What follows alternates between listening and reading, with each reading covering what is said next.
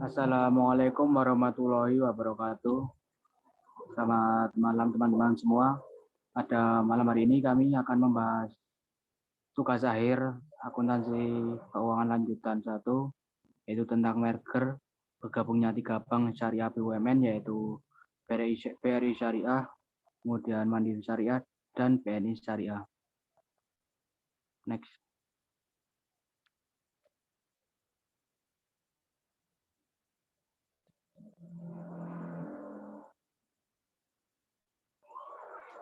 Kami dari kelompok 1 terdiri dari 5 anggota atau 5 orang. Yang pertama ada Arya Sindung Widiatmoko dengan NIM F03180021. Kemudian ada Aura Salsabila dengan NIM F03180022. Kemudian Randy Fatkan Nur Hidayana dengan NIM F03180892. Kemudian Abdul Turdini dengan NIM F03190001. Kemudian saya sendiri Habizaka Pratama dengan NIM F03190003.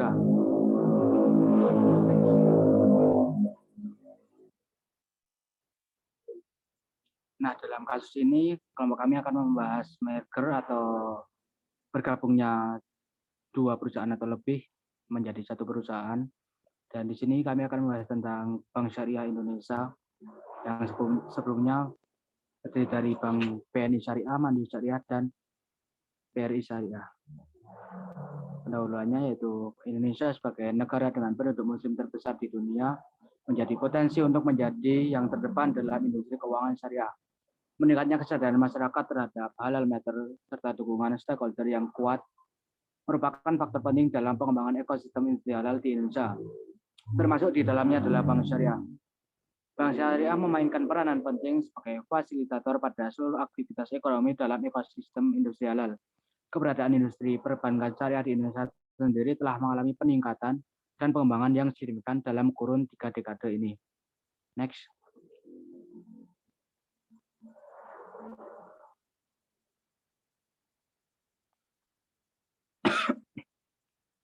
Pada 1 Februari 2021 yang berdapatan dengan 19 Jumadil Akhir 1422 Hijriah menjadi penanda sejarah bergabungnya Bank Syariah Mandiri, kemudian BNI Syariah dan BRI Syariah menjadi satu entitas, yaitu Bank Syariah Indonesia atau biasa dikenal dengan BSI.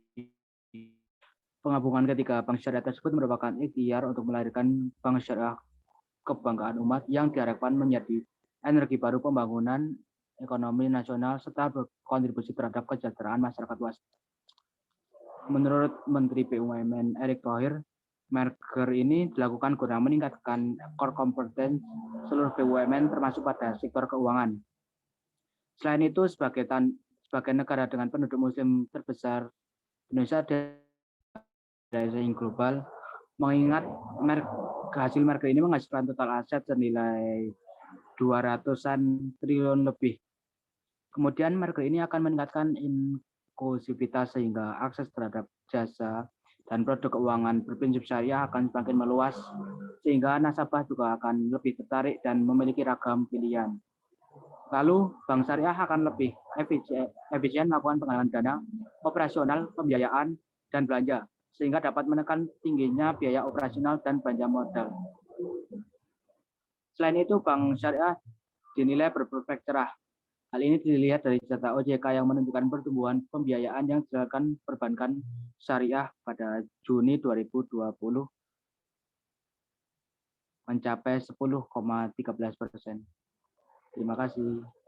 Selanjutnya akan dilanjutkan oleh teman saya.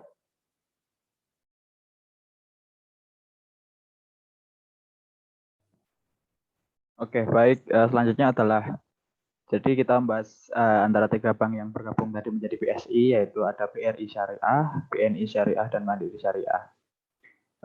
Untuk BRI atau sering disingkat menjadi BRIS, BRIS awalnya terbentuk dari proses akuisisi BRI terhadap Bank Jasa Arta pada 19 Desember 2007. Setelahnya, BRI Syariah mulai beroperasi pada 17 November 2008 dengan berlandaskan prinsip syariah Islam.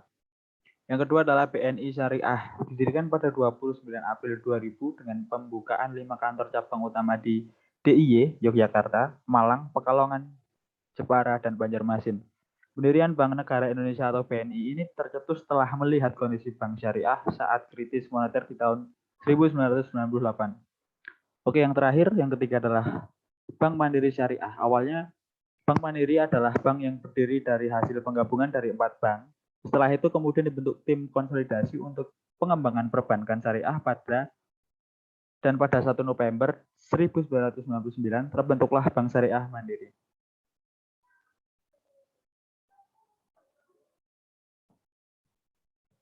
Oke, selanjutnya kita akan membahas tentang profil perusahaan sendiri, BSI, yaitu Bank Syariah Indonesia. Jadi PT Bank Syariah Indonesia (PBK) adalah bank hasil penggabungan antara PT Bank BRI Syariah, PT Bank Mandiri Syariah, dan PT Bank BNI Syariah. Berdirinya BSI diresmikan melalui surat yang dikeluarkan oleh OJK, surat yang dirilis dengan nomor SR-3/PP.1/2021 perihal pemberian izin penggabungan PT Bank Syariah Mandiri dan PT BNI Syariah ke dalam PT Bank BRI Syariah Tbk. Oke, selanjutnya akan dilanjutkan oleh rekan saya.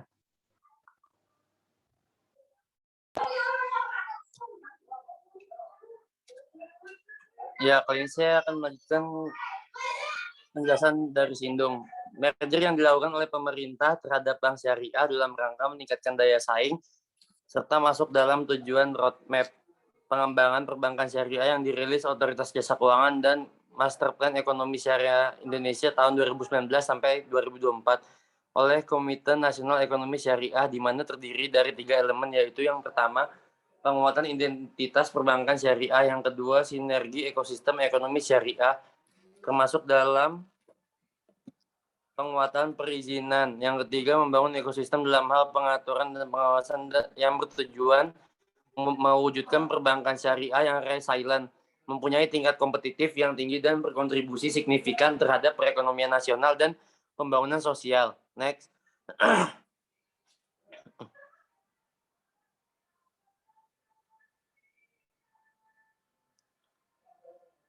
Landasan teori.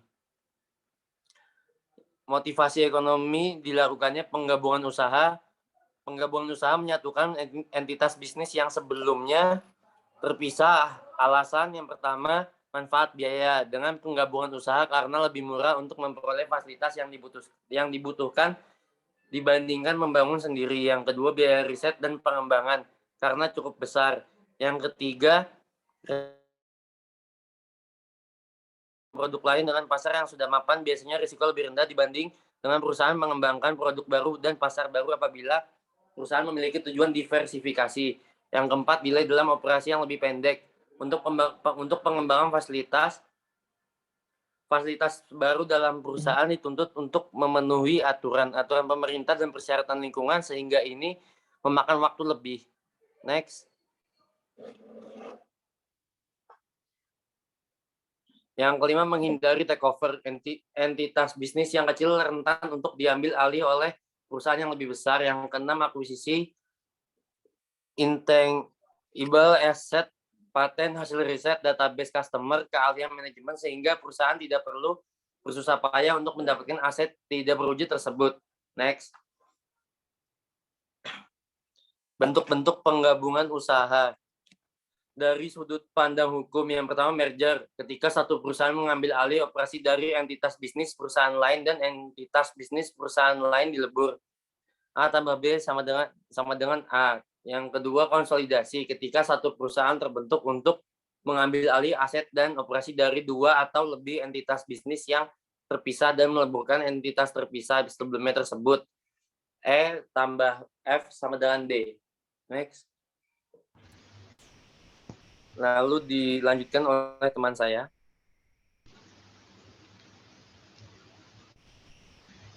Oke, selanjutnya pembahasan. Next.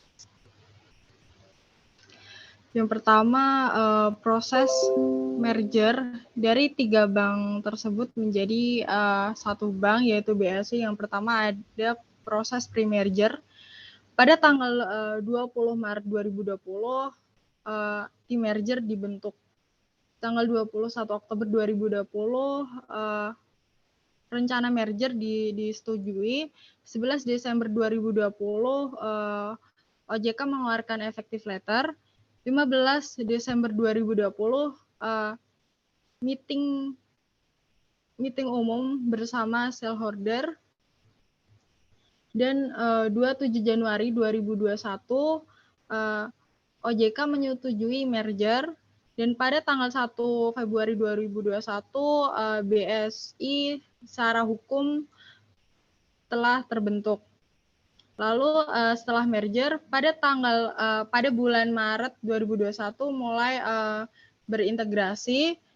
Lalu bulan Agustus 2021 roll out finalization, dan 1 November 2021 kemarin BSI secara resmi mulai beroperasi. Next.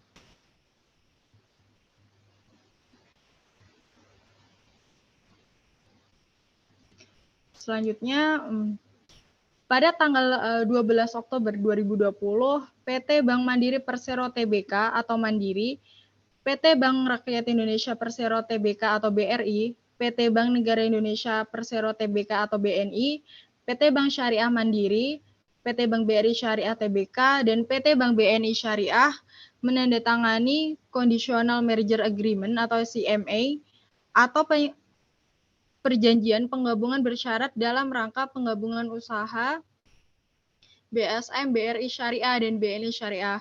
Berdasarkan CMA tersebut, setelah tanggal efektif yaitu tanggal 1 Februari 2021, penggabungan PT BRI Syariah akan menjadi entitas yang menerima penggabungan atau surviving entity, dan seluruh pemegang saham PT BNI Syariah dan PT Bank Syariah Mandiri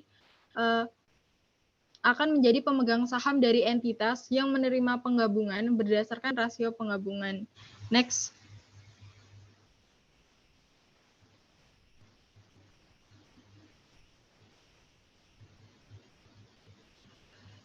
Selanjutnya, terkait penggabungan PT Bank Syariah Mandiri dan PT Bank BNI Syariah dan PT BRI Syariah telah mendapatkan persetujuan dari OJK pasar modal pada tanggal 11 Desember 2020 dan OJK Perbankan pada tanggal 27 Januari 2021 tentang pemberian izin penggabungan PT. Next.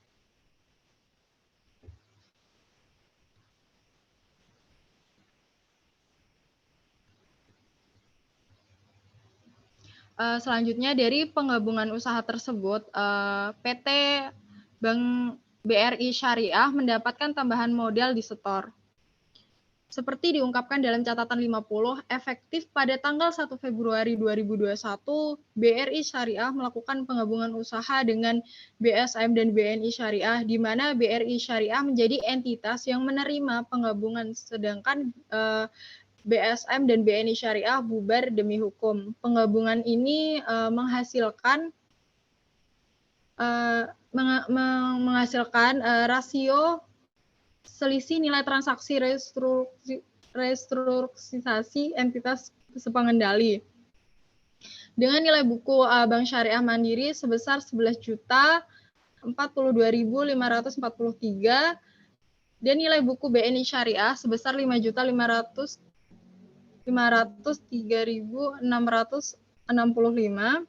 di mana nilai pasar saham yang dikeluarkan atau nilai akuisisi pada per 1 Februari 2021 sebesar 15.565.351. Maka dari itu didapatkan selisih nilai transaksi restrukturisasi entitas pengendali sebesar 980.859. Selanjutnya akan disampaikan oleh rekan saya. Baiklah.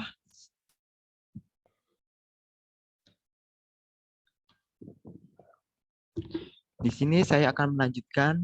Ini saya ambil dari laporan keuangan dari triwulan pertama. Bisa dilihat dari modal dasarnya PT Bank Mandiri dengan persentase 50%. Kemudian Bank BNI dengan persentase 24%. Dan disusul oleh Bank BRI 17%, dan DBLK BRI, PT BNI Life Insurance, PT Mandiri, Sekuritas dan Publik.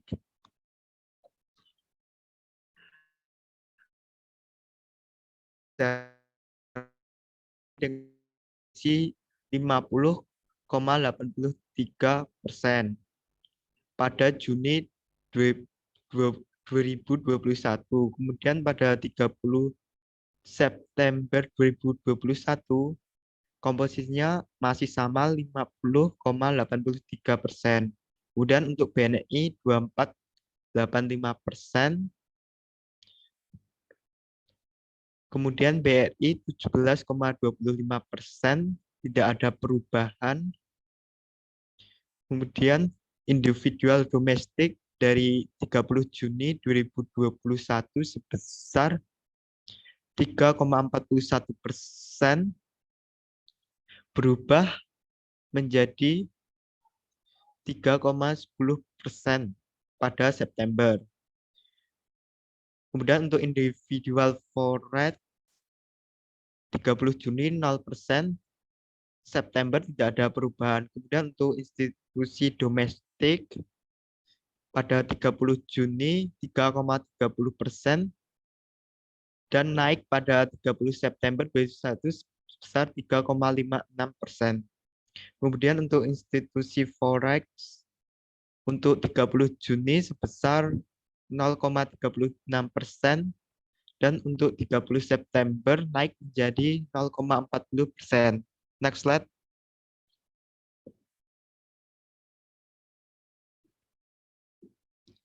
Dalam akuisisi 3 bank tersebut memenuhi kategori sebagai kombinasi bisnis di antara entitas pengendali sebagaimana yang diuraikan dalam PSAK nomor 38 tentang kombinasi bisnis entitas pengendali, sehingga akuisisi bisnis tersebut diakui menggunakan metode penyatuan kepemilikan.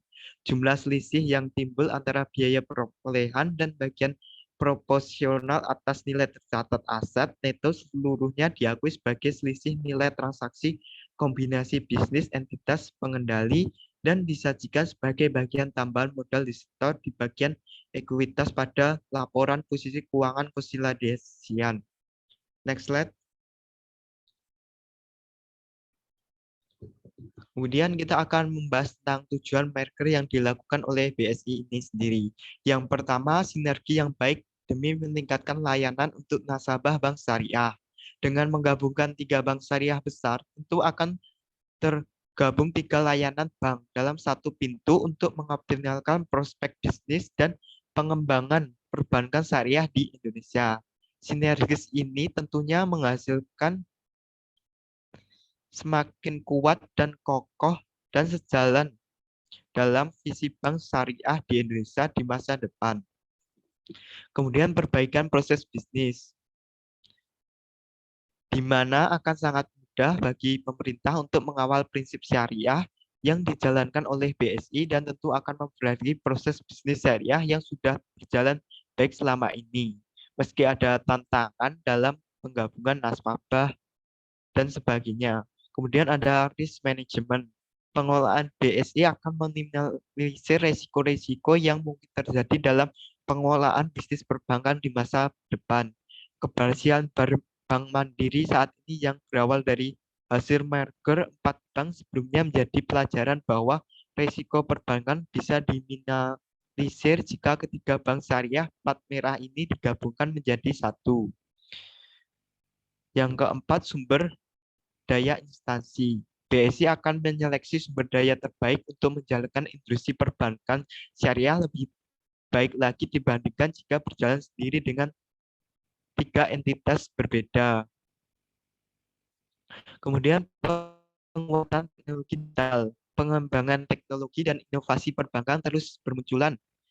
Dengan ini, tugas dari Bank Syariah Indonesia untuk menyeragamkan teknologi syariah yang ada di Indonesia. Harapannya teknologi digital yang diusung oleh BSI dapat menjadi tolak ukur untuk teknologi informasi berbasis syariah dalam skala nasional. Next slide. Kemudian dampak bergabungnya 3 bank syariah BUMN.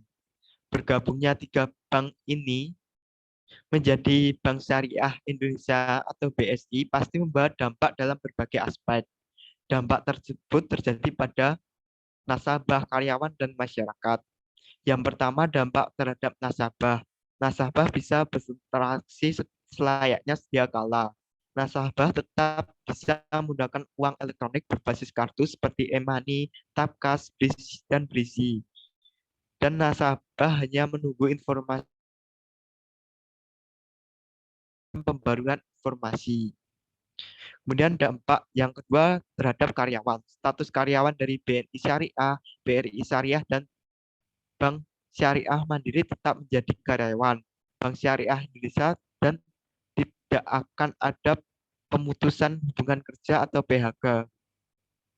Kemudian dampak terhadap masyarakat. Bank Syariah Indonesia mengedukasi masyarakat dengan meluncurkan program literasi ekonomi syariah yang akan bekerja sama dengan organisasi besar.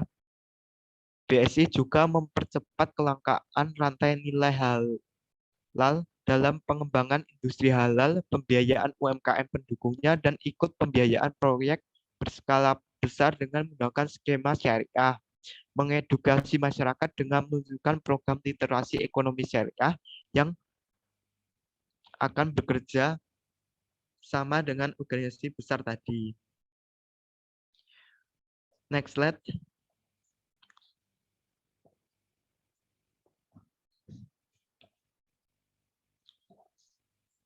Kemudian kesimpulan dari kasus yang kita bahas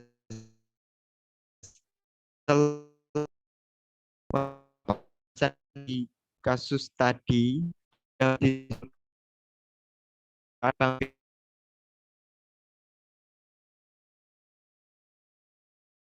survival entity dan seluruh pemegang saham PT BNI Syariah atau BNIS dan PT Bank Syariah Mandiri atau BSM akan menjadi pemegang saham yang dominan seperti yang kita lihat tadi, di mana PT Bank Syariah Mandiri memegang 50% saham. Kemudian akuisisi tersebut memenuhi kategori kombinasi bisnis di antara entitas pengendali sebagaimana yang diurutkan dalam PSAK nomor 38 tentang kombinasi bisnis entitas, di mana diakui menggunakan metode penyatuan kepemilikan. Jumlah selisih yang timbul diakui sebagai selisih nilai transaksi kombinasi bisnis entitas pengembali dan disajikan sebagai bagian tambahan modal di setor di bagian ekuitas pada laporan fungsi konsolidasian. Kemudian merger yang dilakukan BSI memiliki 5 tujuan, antara lain meningkatkan layanan, perbaikan proses bisnis, risk management, dan lain-lain seperti yang saya jelaskan tadi. Kemudian kesimpulan yang terakhir, bergabungnya 3 bank syariah BUMN ini pastinya memberikan dampak dalam berbagai aspek. Seperti yang saya jelaskan tadi, terdapat 3 dampak. Yang pertama, dampak terhadap nasabah, dampak terhadap karyawan, dan dampak terhadap masyarakat. Next slide.